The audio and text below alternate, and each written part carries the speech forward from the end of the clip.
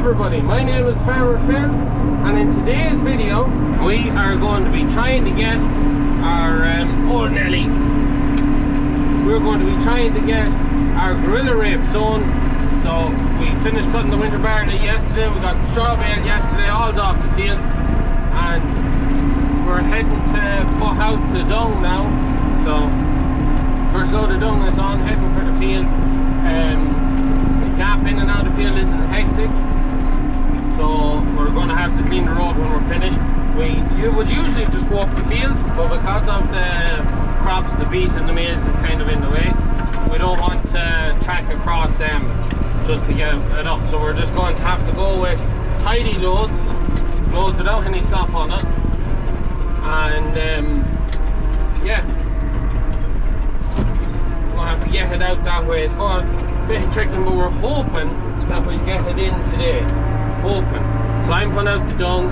Bro and Rory are away putting out slurry for a farmer. Father Phil is putting out beet or fertilizer on beet, some of the last fertilizer we got on it.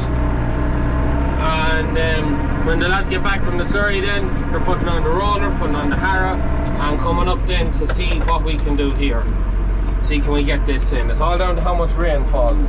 If we get too much rain, well, we're not getting a whole lot done, but if we can get away without too much rain, we should get it in and road. Should. So, right, here we go.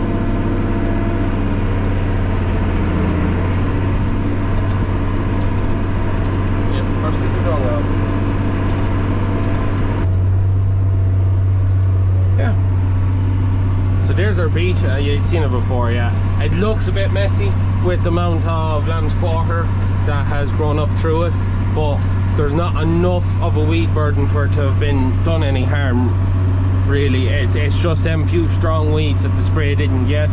That's the difference between your conventional, your ordinary beet, which is a hard sprayed beet, hard managed weeds, versus the constable, which we'll see at some point. You'll see the difference is just night and day. There's weeds there isn't a single weed in the constable. Superior job. So the dung going out. So we're going out with fairly strawy stuff out of the calf sheds, because we just can't, when we're on the road, we can't afford any old sloppy stuff, or we'll be losing dung on the road. We're bringing out a bit of clay on the road, but we don't want to start losing dung on the road. 12 acres here, so 12 acres of gorilla rape going in, same as what we put in last year. Yeah, what we do, Nelly, we'll bait on and get some dung out.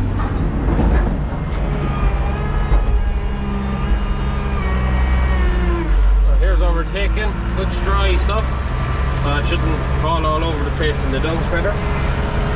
The digger isn't working. No, he was buying a muck there one day just trying to pile it up, and she just quit, the hydraulics quit. He didn't really take time to try and figure it out, but I would suspect when he gets his bit of fertilizer put out, he's not much else to do. He'll come fix it and start loading dung with it, I would imagine. What will happen.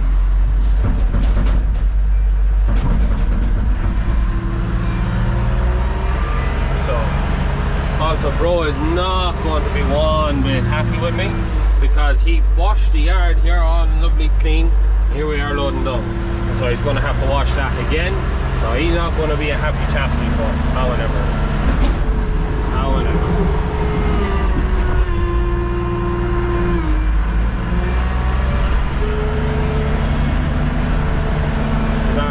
as much dung as we can out now is the plan. Getting the whole made in that pit so that we have it empty for the winter, so that we have the storage space for all our dung, because we do tend to fill it during the winter. Someone did ask, is that 1 or 2 years dung? That's 1 year's dung. The pit, we tend to fill the pit every winter, because we only have one stacked shed, that one there, and then the cubicle shed is scraped down. The rest is all bedded, so we generate a lot of dung. But it suits our operation because of all the tillage. Gives us lots of good nutritious feed for the tillage ground. And usually as well this time of the year we try and get a bit of dung down the bottoms, but with the ground at the minute is too soft to get down. But I would like to maybe try and get down later on in the year in the back end with a bit of dung down there. just to have it breaking down over the winter. So can't overload the dung spreader. It's only a 6 ton or a 6 cubic meter, so it doesn't hold wild big loads. That's always the downside. Someday I'll get myself a bigger dung spreader. Someday. This is a bit of a pain in the hole when you have to draw the distance. Well, it's not that far, but at the same time it adds up. Anyways, that's that full. Let's go put out.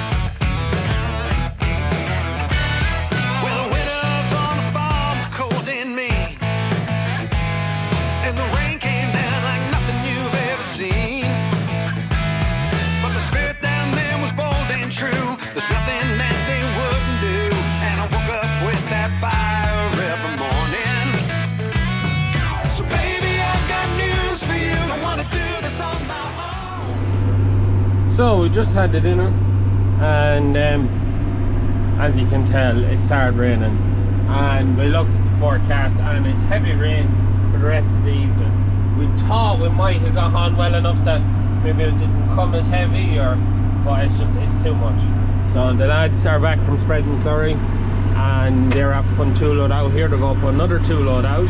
I'm just spreading the next behind. I know slurry and dung wouldn't be the same nutritional value and how it breaks down and feeds plants and whatnot, but it's a bit of feed all the same for when we do get back out here.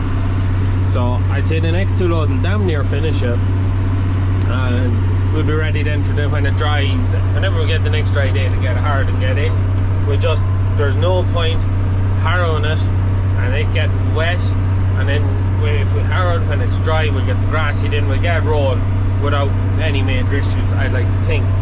So we're just going to wait till we get dry again. So yeah, we spread this load, we'll be on back, and we're going to set the grain dryer next, and yeah, we'll see how that goes.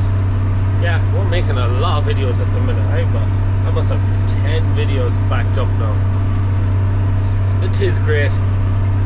Lots of comfort when you get this way. But anyways, we're going to get this load spread. Bro and Rory again, our 2 loads slurry out here, and we'll pick it up on a drier day. We are above in the field, so it's been a couple of days, and Rory started, Bro finished it. Tilled up lovely. It's a bit hinge sticky, but should be alright. There's a great dry in there at the minute, so we're going to make a start of putting in our griller rape. Yeah, it tilled up actually quite well now out here, so it should just be dry enough. So I brought 1 bag with me, just so I can kind of see how far it goes. We 5 bags. 5 bags does 10 acres. No, 12 acres. 12 acres here. So I think I have it set right.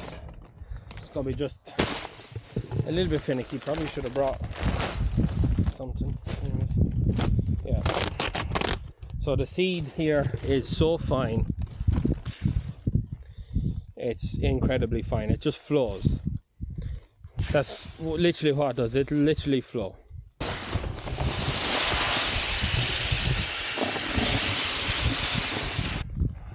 So Roy's bringing up the other bags to me. So this is Gorilla Rape, is the variety we are sowing. Same variety we sowed last year. So it's not just coming out there yet, because it'll fairly come out of it. Yeah, we'll try that, see how it goes. I'd rather it go out too light and get it all covered and then go back over some of it than run out. That's the worst end of it. So we'll make a start at it. It just seems like such a small amount of seed for such a large area. It's like, oh, this is going to be a tight one. So 35 has decided it wants to airlock, has diesel in it. I don't know what's wrong with it, but we're on the 3rd round of the field, little bit in it, and pull out that bit of dirt. Seems to be working out not too bad. We should be able to see seed. There's one there.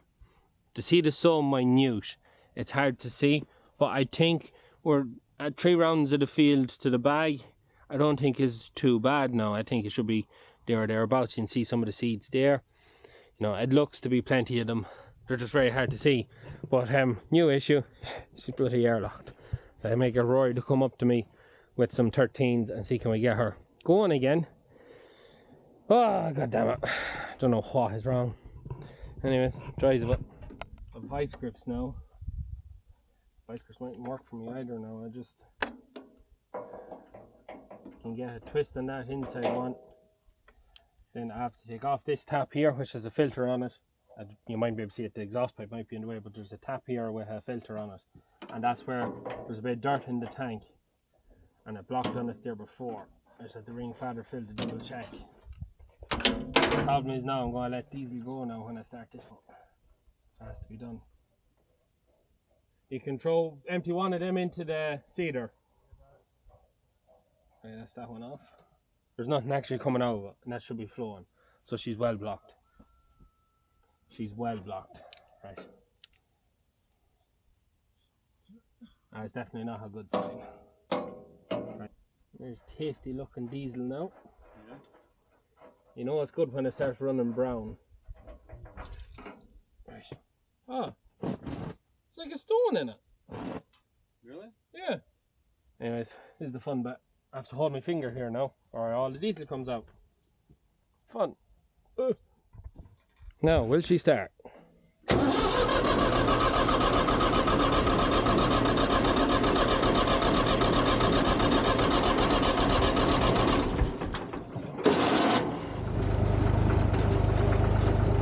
And we're away again.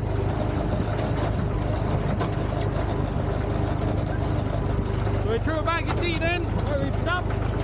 So we seem to be putting it out at the right amount, so we just keep going around the field, try and keep a track of where I drove the last time, which is probably the hardest thing I have to do. And yeah, we get this field shook. We get this out. And that is it out. All the griller rape is out. So just in case I haven't said it already, this video is sponsored by Goldcrop. They supplied us with our griller rape seed this year, the maize seed, the beet seed, the multi-species. I think that was it. So yeah, we went with griller rape again this year, 12 acres, as it done such a job on our cattle last year. We seen our weanlings daily weight gains had doubled. Now saying that, it wasn't like a doubling from a kilo to 2 kilos, it was a doubling, but just on a smaller scale. We gained an extra 0.3 kilos, I think it was, or 0.2.5 kilos a day. So we said we'd go with it again because of the job it done on them, because the griller rape is quite high in protein, so you get that extra growth. Now our plan is not to graze them this year, but to zero graze this into them. So our plan is to use one of our old single chop harvesters to come out here, cut a load, bring it into the cattle. And what we'll be hoping for is that with the regrowth potential of the griller rape, when we're finished cutting the field, we'll be ready to start cutting.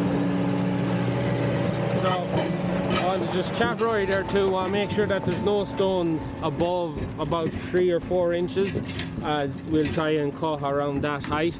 That's why we're using the flat roller, to get a good heavy burying on everything. But we'll come back up in a week, 2 weeks when it's up, and have a look, see how it's germinating. So we got the last bag done about 1/3 of the field again, so we went crossways from the road that way, you know, make sure the road looks, from the road it looks the best, hopefully. But yeah, it should work out. It worked out very well for us last year. We're getting it in early this year. It's still July. I think it was August when we got it in last year. Maybe it was July, but we're getting it in good and early anyways. So I'd be quite hopeful that not only will we get to cut this field twice, or that we'll cut this field once, but we should get it cut twice, and we may even put cattle to it after that again when the beet is pulled, that the cattle can come up and just graze whatever's left. So yeah, I'd be quite hopeful for this to really be a productive bit of ground over the winter. And yeah, if anyone is interested in finding out more about the Gorilla variety of rape or any other seeds Goldcrop have to offer, we'll leave a link in the description down below. You can go check them out. But yeah, no, they've been very good to us this year, and the Gorilla rape definitely was a big winner last year. It saved our asses last year, having enough fodder to get us through the winter. Only Ford, we were in dire straits. We just scraped through. But this year we're not going to be under as much pressure. The pit is quite big, and we still have 90 more acres of whole crop and third cut silage to go in.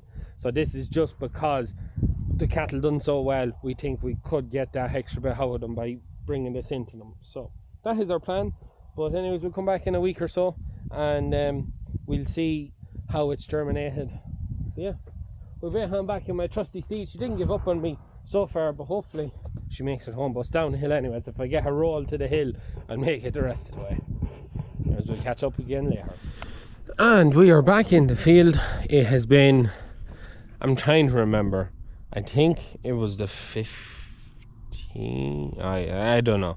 It's been a week, maybe 2 weeks, probably 2 weeks. I think it's been 2 weeks, 10 days, 2 weeks since we saw this. And you can see that lovely green hue across the field. And here we have our gorilla rape coming up. Seems to be plenty of it. Little bit patchy, just was walking over at the gate, but it definitely gets into a good nice crop out here. So you can see lots of it coming up there. So at kind of different stages. There's some little ones, some are bigger ones, but it is coming on nicely. So yeah, that is the gorilla rape coming on. So Father Phil has to put out some nitrogen out here just to give it a push on, just to get, you know, same as last year. We've seen the difference between what we didn't put fertilizer on that just got slurry. Did I hear me face? What didn't get slurry or didn't get fertilizer, and what did, there was 1.7 tons of dry matter to the acre or hectare, I can't remember, more just with a bit of fertilizer. So we're going to put fertilizer out again. Goldcrop done a great write-up on how we got on last year on the website. We're going to leave a link to that in the description down below, and it's the perfect time to get the likes of this in. I think it's the mid or end of August is when this really needs to be done. And yeah, it's just really very good. Looking forward to using it again, seeing how it goes this year. Zero grazing into the cattle, and that is going to be interesting to say the least, but it's in. Seems to have a good establishment, so we're off to a good start. A bit of fertilizer now, drive it on, we'll be laughing. So yeah, that's really it. I hope you enjoyed today's video. I know you didn't get to see any harrowing or that, but that's just, look, that's how it rolls when you're busy. But we're going to leave it at that. As always, please like and subscribe to the channel. Videos every Tuesday, Thursday and Sunday. That's it for me. Good luck.